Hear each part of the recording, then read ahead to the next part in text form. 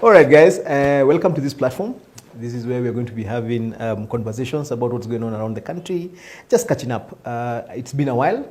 It's now just like, that's what, 1 day and 4 months since the elections happened on 9th of August. It's been a quiet time for those of us who didn't make it back to Parliament. For me, I have been hapa Ruare Central Hotel. I'm sure you've been seeing it on our platforms. Tunauza chai na mandazi, tunauza kanyama choma kidogo. And we are just watching the country and playing our role in just making sure the country is moving forward. And when you are in Nyeri, please make sure you pass by. We have some good food. And skia prices ni hustler friendly. So karibuni sana. So 4 months, and what, 90 days? Approximately 90 days. I think it's going to be 90 days around this week. Since government got into office. And some of the things that have been interesting that I have noticed. First, let's give it to President Ruto on this one. We've had a lot of people who've given promises, political promises over the years since independence.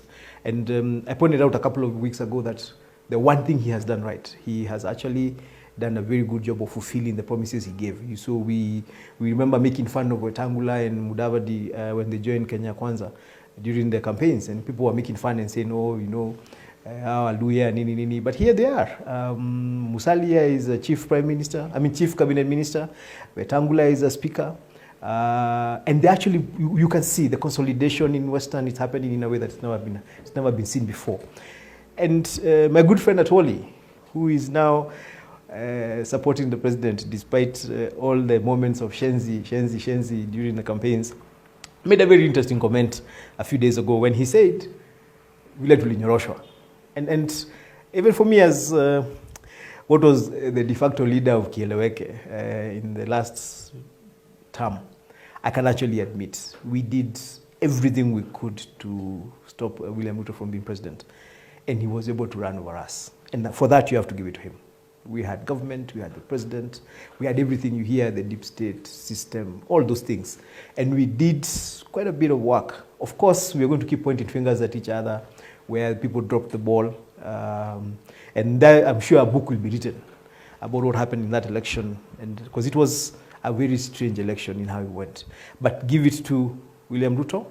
He played a very good game. And the results are here to be seen. The fact that he is now the 5th president of the Republic of Kenya tells you, yeye ni Ndume kabisa. And as Atwoli said, alinyorosha sisi na hiyo. I think it's important for all of us who are running against him to first accept that he won that election. You can claim, you can point fingers, we can argue about the technicalities and the dynamics of what happened where, but ultimately an election is done. And when it's done, you have a winner or a loser. And on this one, William Ruto took the prize. So you have to give it to him. The 90 days that he's been in office, we've seen some interesting things. I think first is how he has tried to set up his government.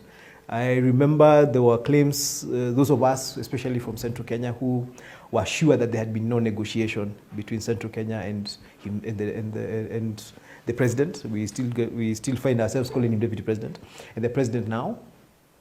Recently, I saw the deputy president, Rigathi Gachagua, saying that he has over-provided to the region beyond what people had expected. And he has done a good job. When you look at his cabinet, when you look at his the permanent secretaries, principal secretaries, you can't argue the fact that as much as he's been fought in other regions, Central Kenya, you can't fight him. You can't fight Ruto in Central Kenya, in Mount Kenya region, because he has actually delivered beyond what people expected he was going to do in terms of the representation of the people of our region in his government. And for that, I have to give it to him. As I said, I have to give it to him for delivering on his promises in terms of the promises he made to various people, whether it's like in Adwale to join cabinet. You see his cabinet, you see he promised Wetangula, he promised Mudavadi, he promised various regions representation. People like Amason Kingi and what he is now in government. You know, you see Alfred Mutua. I mean, a member of cabinet. So you see a man who is trying, and if he can actually stay like that, if he can stay the course, he's going to be a very interesting president to watch. And as Atwoli said, 2027 is going to be a difficult one for somebody trying to run against him if he stays the course. If he continues delivering and being known as a man who, when he promises you something, is actually going to deliver. He's going to be an interesting man to watch over the coming years. And this is a different presidency in that you get that vibe of a guy who says something and intends to deliver it. You see the amount of, 90 days is a long time. It's a short time, it's still a long time. If he was going to let the ball drop, it would have dropped by now. You get the work ethic, the hours we hear he puts in, the amount of time we put in, the amount of detail. There's this memo he sent to Parliament the other day with his suggestions of what the kind of laws he's looking for. You don't remember things like that happening in the past with past presidents, where somebody is actually actively engaged in how various arms of government are running. We have 3 arms of government. We have seen how the executive is running, and we've seen the kind of discipline he's trying to bring into that. We see him engaging with the judiciary to the point where he's been accused of looking like he's trying to own the judiciary. Now we see him engaging with Parliament, and they're just proposing laws and trying to mobilize his troops to pass laws on gender equality. This whole idea of creating an office for the opposition leader is a very interesting idea, because it looks like a mollifying, that he's trying to mollify Raila on this one, telling him, boss, I'll take care of you. I'm not going to bring you to government like Uhuru did, but I'm going to give you something. And this one is going to be structured in government. You're going to have the power of an office. You can mobilize your troops. It's a way of taking care of Raila and keeping him away from just being controversial, because sometimes some people have argued that when you see Raila going to the streets, it's because he has nowhere else to go. So maybe what Ruto is trying to do is give him somewhere to go so that he can actually have a platform from which he pushes his agenda. And an office of the opposition, which is why some of us were supporting BBI, having an official office of the opposition leader means even if you don't make it to the presidency, there's somewhere else you're going. So you don't get lost. The winner take it all argument that we had before, where that when you lose, you lose. You have a guy who got close to 7 million people supporting him, and the guy who won had just slightly above 7 million people. So it was nearly a tie. So when one becomes president, what happens to the other guy? There have been arguments that in First World, you can lose with a small margin and just disappear. But that's not here. We have people whose aspirations were stuck with Raila, and they're the people who, if you don't give him somewhere to be, people who keep refusing to accept this government. But when he accepts to be the official opposition leader, then his supporters have to accept that there is a leader. So this is a pretty brilliant strategy by the President, William Ruto, on how to manage the opposition. And I think it's going to be good for us. We also need to realize that it's not always going to be Raila and Ruto. In years down the road, it's going to be other people. If you have a situation where one person can be president and then the first runners-up can be opposition leader, our country is moving forward. We have had some interesting proposals made by this government. I think one of the ones that has brought up the most controversy is the Hustler Fund. Personally, any money being given by government to help people, however it comes, needs to be accepted. And I think I'm a bit disappointed in my former colleagues who are pushing people to take money and not pay. That money doesn't belong to anybody, it belongs to us as Kenyans. The fact that you've taken 500 shillings from a Hustler Fund, you haven't taken Ruto's money. That money is part of our taxes. So when somebody tells you take it and don't pay, he's actually saying take our taxes and don't be held accountable for it. I think what I wish I could see a lot more from this government is people trying to push the agenda of trying to explain how that Hustler Fund works. I had suggested, and I'm going to suggest again, that maybe this particular government needs to set up a department to communicate.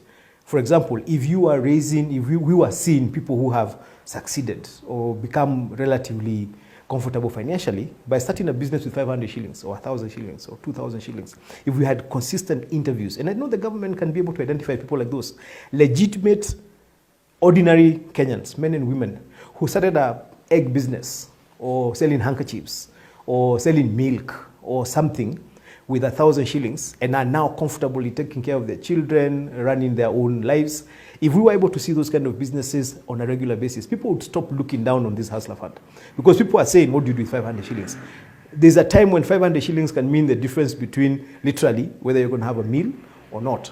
If you take that 500 and put it in somewhere where you're going to make 100 or 50 shillings and eat that 50 shillings and tomorrow you make another 50, we're moving forward. So I support the Hustler Fund purely on the fact that it's a concept of empowering people at the very, very bottom of the pyramid to get to access some money and have ideas. What we need to provide a lot more of are ideas of what you can do with 500 shillings, what you can do with 1,000 shillings, what you can do with 2,000 shillings. And I think this is the responsibility of the government, because they're the ones who have introduced a fund with such minuscule amounts of money being disbursed, to also suggest what you can do with that money. Otherwise, we are going to have a situation where the Hustler Fund is going to be a consumable fund.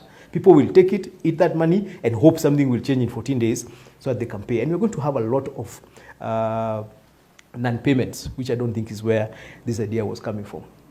I also think it's important to accept that Kenya is now going to be a completely political country all the time. I hear people saying, I was one of the people in the last term who was arguing that we need to have a place where politics stops so that we can work.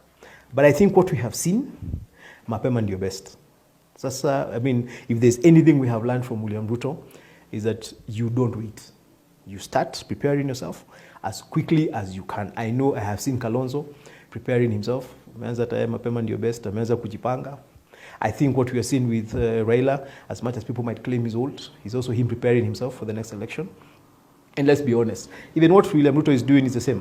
When you see him spending a lot of time in Western, where he didn't get votes, we didn't get a lot of votes, he's preparing himself. He wants to make sure that by the next time, he's in a much more comfortable place. You see Alfred Mutua being given a role in this government. Why is he being given a role in this government? It's because William Ruto needs to find a way to enter into Eastern. You see him going into the coast. So despite the fact that William is just working for the government, he's also preparing himself for the next election, which is, 4.5 years away from where we are. So this is what is happening. I think I want to finish this particular conversation with local politics, regional politics.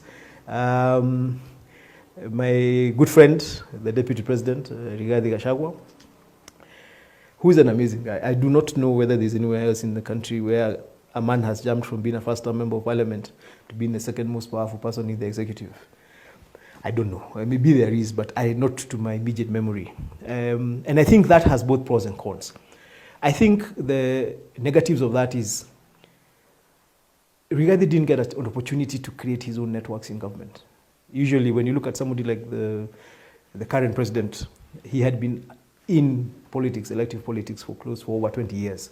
In those 20 years, you had the capacity to create networks within the executive. You have allies across the country, so that when you're a deputy president, you have your own personal relationships. Because I think the office of the deputy president is driven more by personal relationships rather than by actual support of the office. You have a strong office, yes, but getting things done is based a lot more on your own personal relationships with people.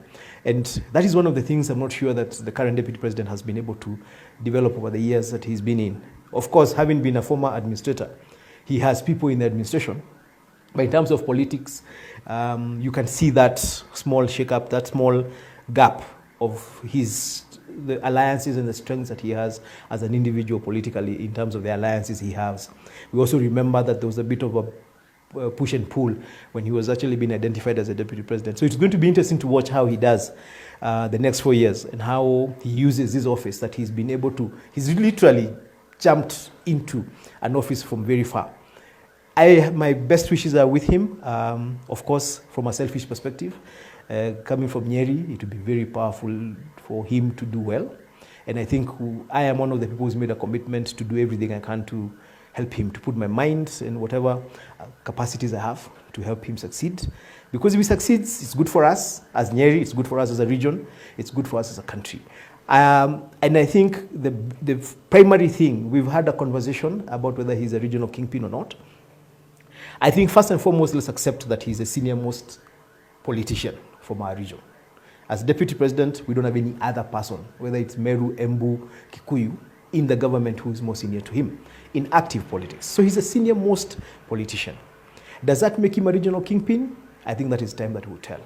Regional kingpin is acceptability in terms of how do other people view you. Have you been accepted by the socio-political leadership of the region? Have you been accepted by the other politicians in the region? Have people accepted to be led by you?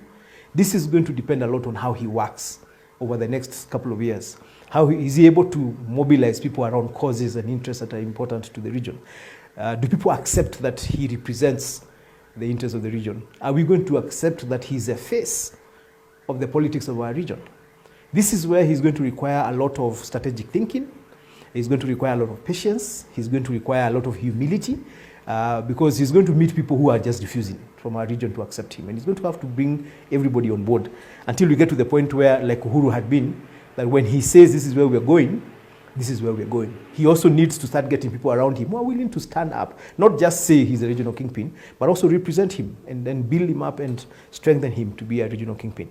But 3 months, he's just had 3 months. He's done very well. The decision to support Kanini Kega to Yala was a masterstroke as far as I'm concerned, because all of us know that Kanini Kega and Rigathi don't get along. That he was able to put aside his own personal interests and support Kanini for that seat, put him ahead as far as people like myself are concerned. It showed that at a certain point he's able to put aside his own personal interests and do what he thinks is right for the region. If he can stay on that course, I think Rigathi has a very high possibility of being a regional kingpin. But I said it's a process. It's going to take time. Thank you very much. See you again soon. Let's have this conversation. Asante.